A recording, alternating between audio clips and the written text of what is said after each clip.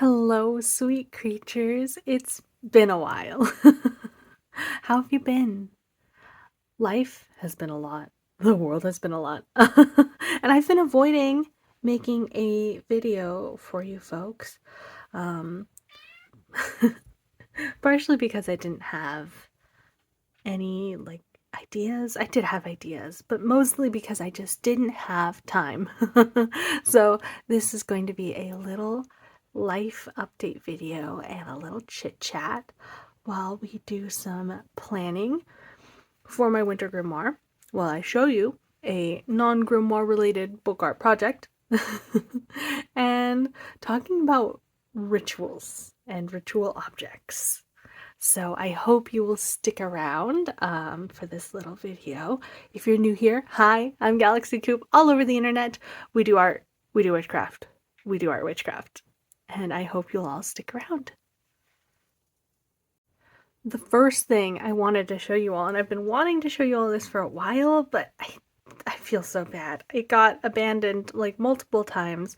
I had planned this to be a 100-day project. Let me go back to the beginning.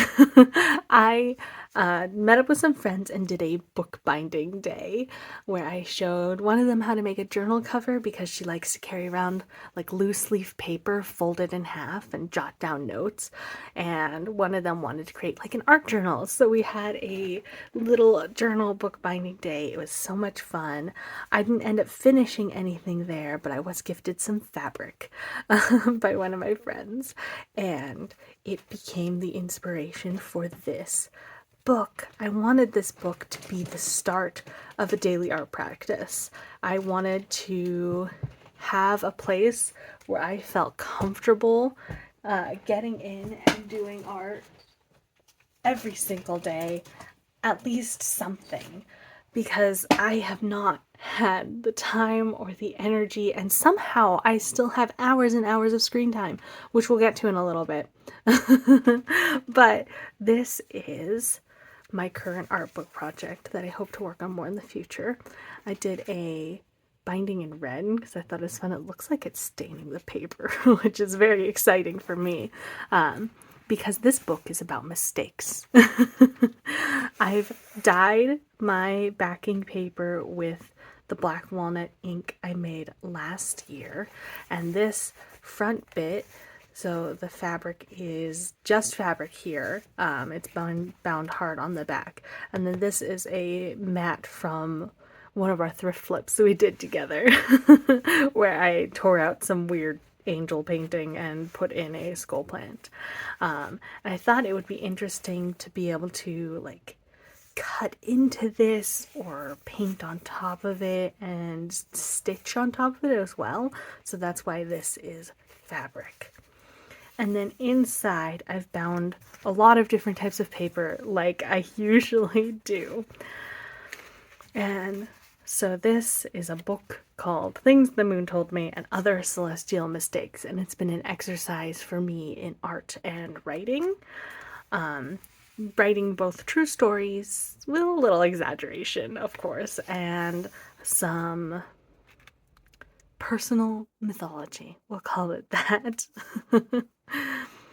And I just want to play in here. I've just been playing in here, and I wish I had been playing more in here. But in September, my wife and I started the process of starting our own business. We started a creative reuse store here in town. I'll probably slap in some footage over this so you can see what we're doing, but we're going to be creating a YouTube channel for that very soon. I will link the Instagram below if you want to follow us there.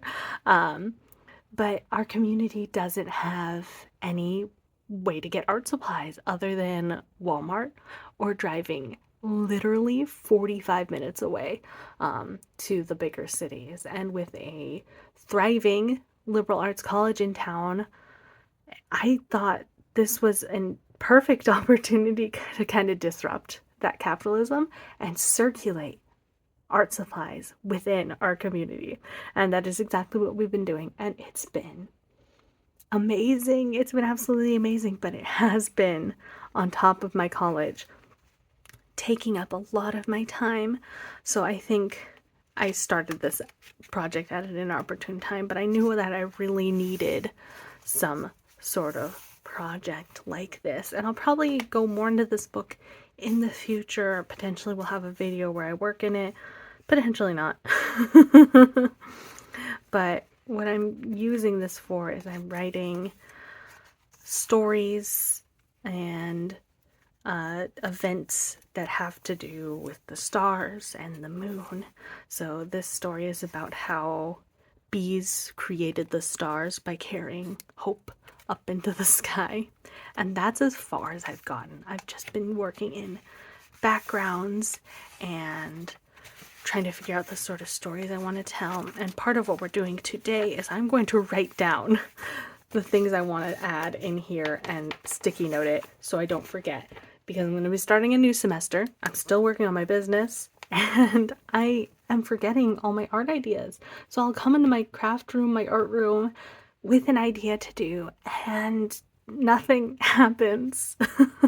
And it's really hurting me. It's hurting me. Like, I've been staring at like 3 canvases on my easel and I know I want to paint on them, and I know I want to paint tree branches and winter scenes. I still want to give you all a winter collage mixed media tutorial from my winter grimoire that was 2 years ago now. Oh my gosh. And I just have not been able to compel myself to do it.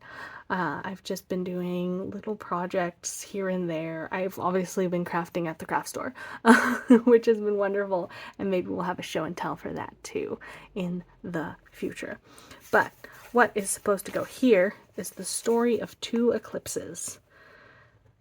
In 2017, was in the path of a total solar eclipse.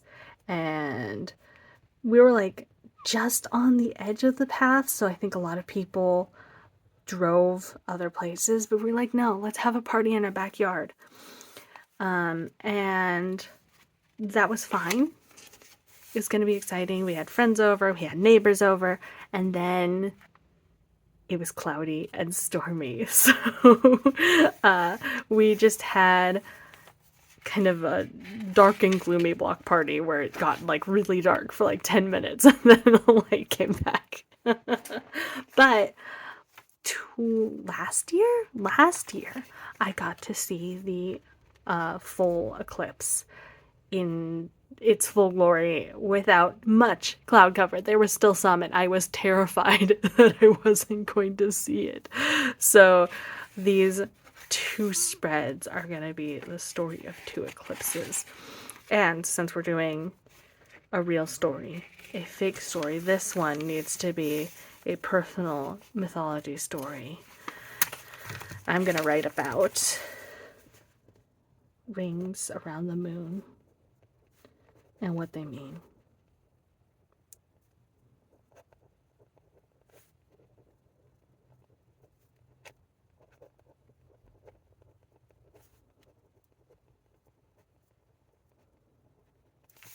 That'll probably just be 1 spread. And then I want to do poetry. I want some poetry in here. It's one of those things that I love doing. I have loved writing poetry and drawing and creating art since I was a little kid. And I just don't do it as much as I would like to. I don't read as much as I would like to. It feels like everything is eaten up by the cell phone and the internet and the work, and there's good things too. I mean, I love playing video games, and I've been playing a lot more recently. Oh, there's a ghost image on here. Interesting. I love playing video games. I've been playing a lot more video games recently, and that's been fun. And that's also a creative outlet. If you're playing a video game like Minecraft or Stardew Valley or Animal Crossing, where you're creating and arranging things, but it just doesn't do as much for my mental health as like getting into my books and getting onto canvases and onto paper. And it really feels like the cell phone has become this like soul-sucking ritual object, right? It's a ritual object. You wake up in the morning, what do? You grab your cell phone, you go on social media, you doom scroll, you read the news, you read your friend's engagement and your cousin's second baby being born, like, and a stranger getting harassed on the street. Like, it's just a constant flow. And there's great things about the internet and social media, and there's bad things about the internet and social media. And I really just am so sick of it. I'm so sick of being online all the time. And part of it is I do online school. So I figured out that the phone had replaced a lot of my personal rituals that I used to keep.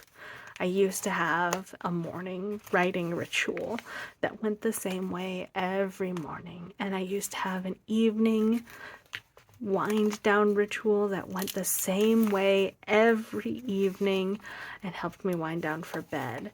And my anxiety has been spiking.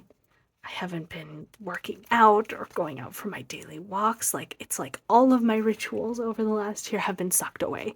And I think part of that is just stress of life. I started a business. I've had so many life upheavals, and I should give myself some grace, of course.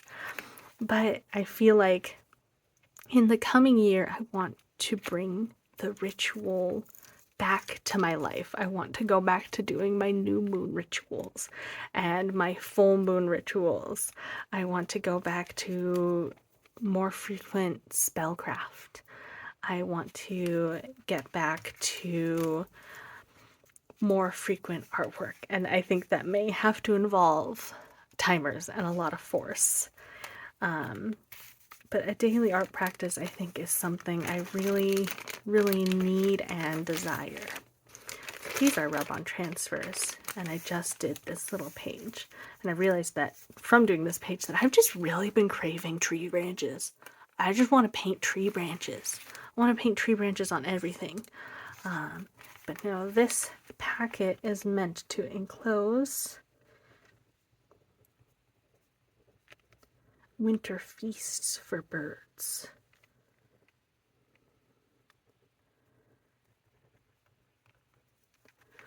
So like the native plants and flowers that are most important for feeding the birds and probably the squirrels through the winter, because I want to make sure to do some research on those so I can plant some come springtime, excuse me. You may have seen this journal before. This is my wintertide journal that I worked on last year. This is going to be the three magi and their gifts and their astrological meanings. I keep meaning to do that.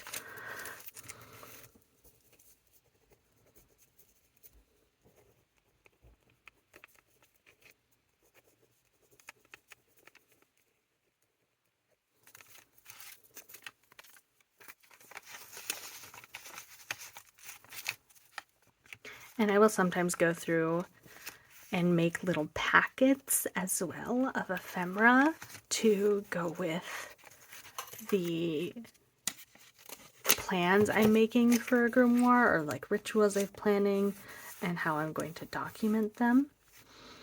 So I know this is going to be an in-bulk ritual.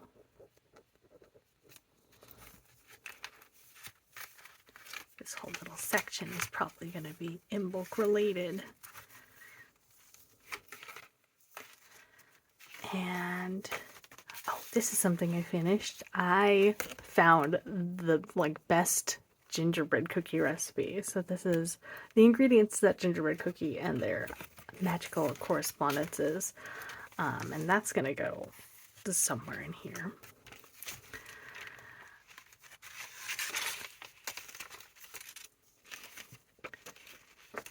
See, I have this in here and I don't remember what it was. Let me show you my system though. I have a bunch of boxes where I've set aside ephemera I know I'm going to use in a specific grimoire for a specific purpose, and they are literally random boxes.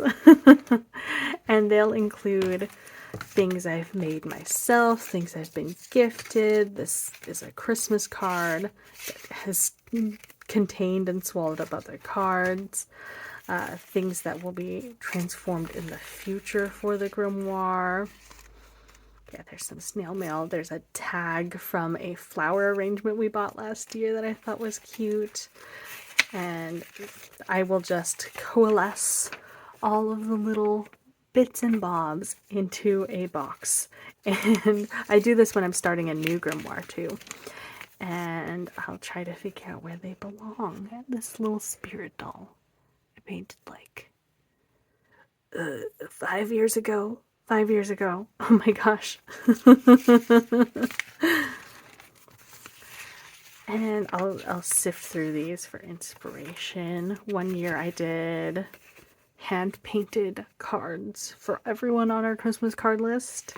We don't do Christmas cards anymore. We do New Year's cards, and I make them weird.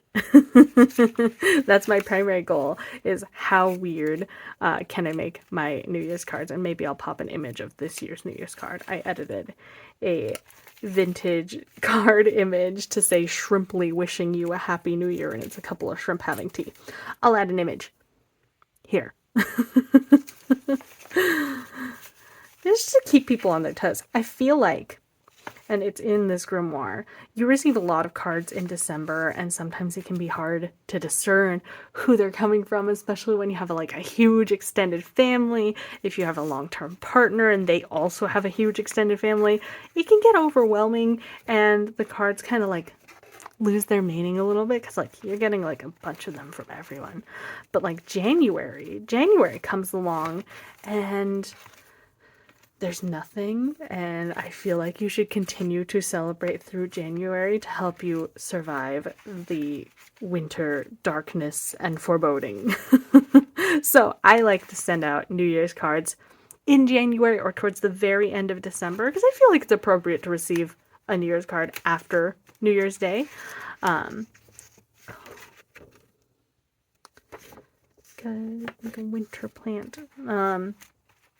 And I think I mean, I don't know for sure. I don't ask did I brighten your year? I think it's a year brightener. I feel like if I received a New Year's card, I would be overjoyed, and it would stand out from the Christmas cards I'd been receiving all December, and kind of feel a little special. I'm still thinking of you, even though we are past the holiday season and into the new year. Which brings me back to rituals. And the first part of rituals is eating. Right? That's a ritual we conduct every day. And I noticed throughout the year that I was often repeating meals and not feeling a lot of joy in it. I did start experimenting with cooking again after my knee surgery, which was so exciting, just overjoyed to be able to move around more effectively. But I lamented that whole time that my kitchen grimoire was not yet set up. And it has not been set up. It's been repeatedly not set up for years, and my wife and I have we have a binder that is full of recipes. That was a gift from family, and it's full of recipes from a bunch of different people when we got married, and it's very sweet, and of course we're gonna keep that. We have a little notebook that I've had since I was a teenager, probably a tween, that contains some of our recipes that we use frequently. And it is falling apart. It's disintegrating.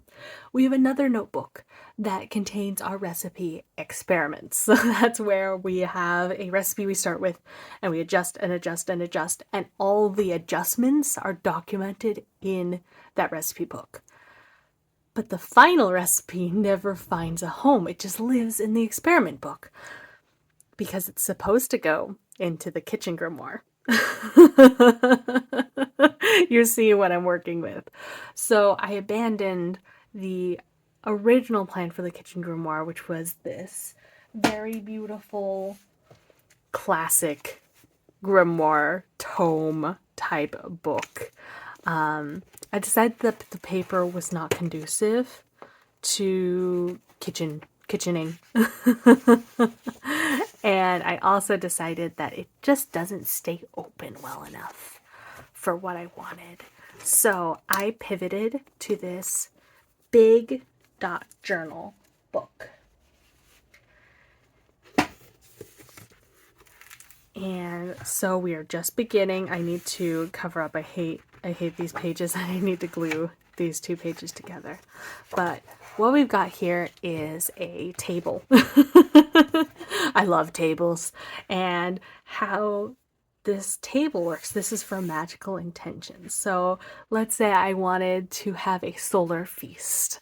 I would go to solar, and I would go to sides, mains, and possibly baked goods. I would find the page number for the sides and mains and baked goods that have solar intentions, and then I would flip to that page. We also have a table that will list the page number and the recipe. So we have our sides, our mains, our soups. We eat a lot of soup in this house. Baked goods, and other. Then on the actual recipe page, a full page spread so that we have areas to adjust if we do adjust in the future, so the recipes are finished but they can be adjusted.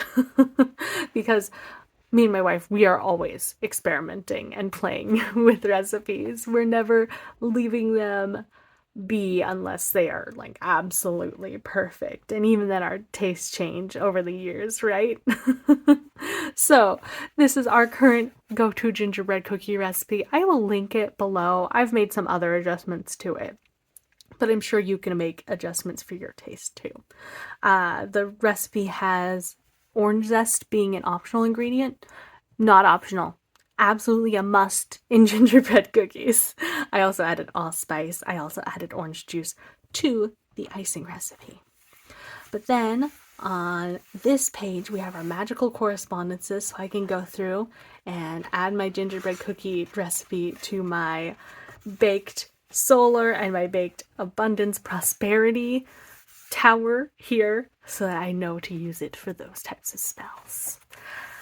Then we have our notes section so we can add adjustments in the future, and I am so genuinely excited to start transferring recipes into this book, and it's actually started. And I feel like this will help me with the ritual of food making and thinking about the types of foods I'm making and what intentions are going into them, and being more intentional around eating and food. And last thing I wanted to show you is just my setup so far for my bullet journal. I know I did setup for the last 2 years. I'm probably not going to do a full setup video this year. Yeah, I just don't want to. It's almost the exact same as last year.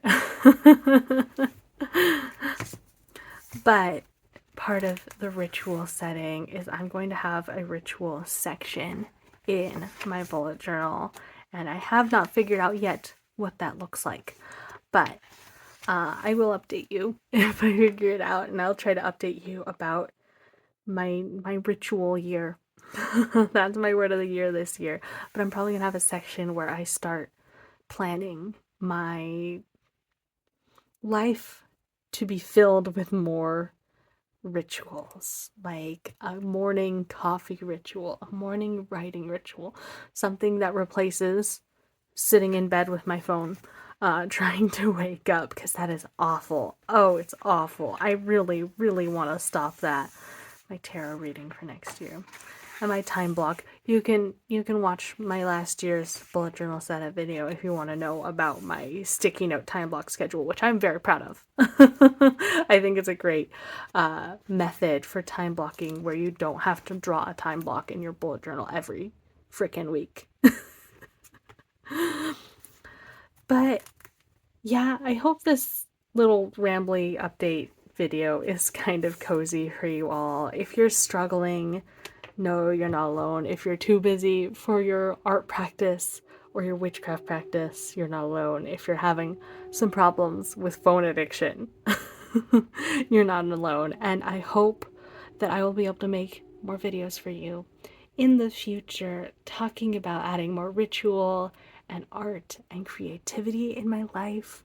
Stay posted for my craft store updates and the creation of my craft store YouTube channel. I hope you'll join me over there as well.